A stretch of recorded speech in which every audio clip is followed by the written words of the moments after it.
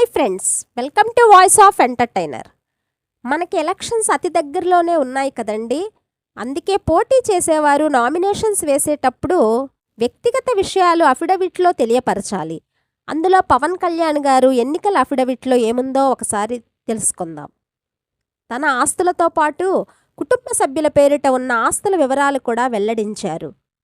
బాండ్లు, వాహనాలు, బంగారం వంటివి కలిపి 41,65,00,000 విలువ చేసేవిగా ఉన్నాయి. అందులో 2 కోట్ల విలువ చేసే 1,680 గ్రాముల గోల్డ్, డైమండ్స్ ఉన్నాయి.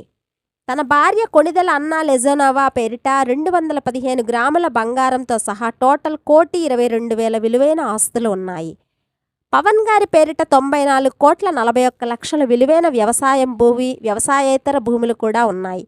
భార్య పేరిట మరో 1,95,00,000 విలువైన భూములున్నట్లు పేర్కొన్నారు. తన 4 పిల్లల్లో అకీరానందన్ మేజర్ కాగా మిగిలిన 3 మైనర్ల పేరిట కూడా ఆస్తులున్నాయి. పోలినా, మార్క్ శంకర్ల పేరిట ఒక్కొక్కరికి 11 కోట్ల ఖరీదైన భూములున్నాయి.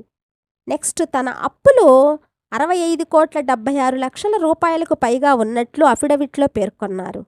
పవన్ కళ్యాణ్ గారికి అప్పులు ఎవరెవరిచ్చారో ఒక్కసారి లుక్కేద్దాం friends. Mythri movie makers, DVV entertainment, Haarika and Haasini entertainers. వీటితో పాటుగా చిరు గారి వైఫ్ సురేఖ కూడా ఉన్నారు. సురేఖ గారి వద్ద 2 కోట్ల అప్పు తీసుకున్నట్టుగా తెలిపారు.